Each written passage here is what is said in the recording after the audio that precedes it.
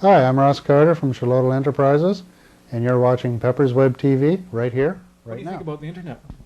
The internet, I think, is an absolutely amazing resource. I don't think our technology has ever been at the point where it is now. And the thing that always amazes me about the internet, as I was mentioning earlier, is that right now any person on this planet can have literally access to every piece of knowledge ever known to man.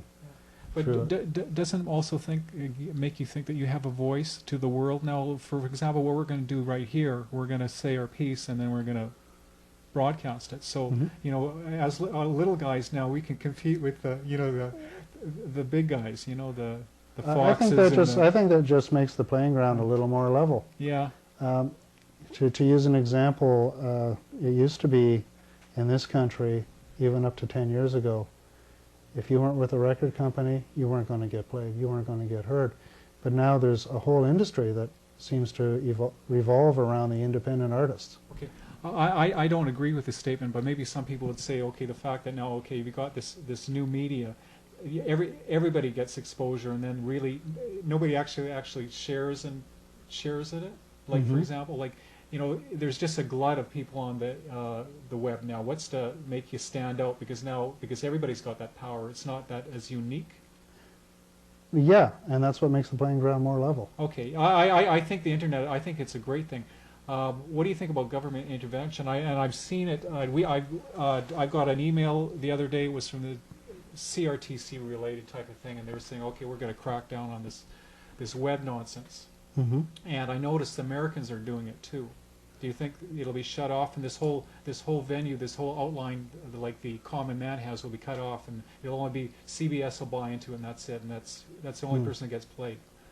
I think it's a real bad idea for the governments to intervene in it.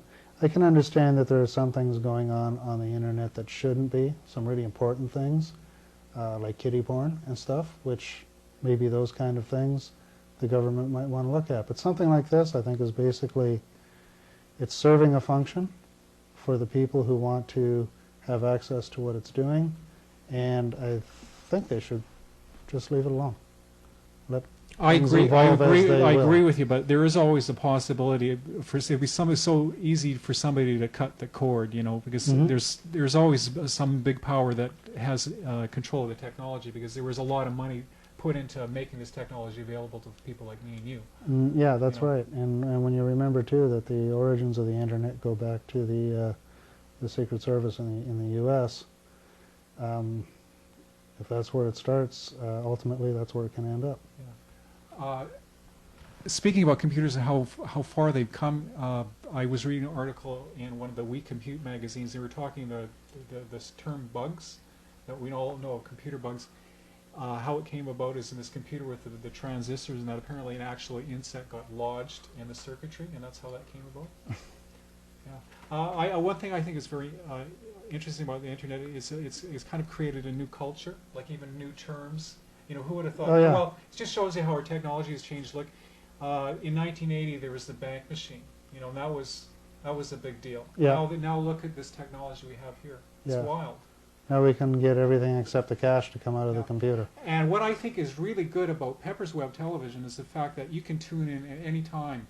It's not like the television, like you got to go watch Friends at 6, and you can't catch the next episode. You can tune at any time to catch our show.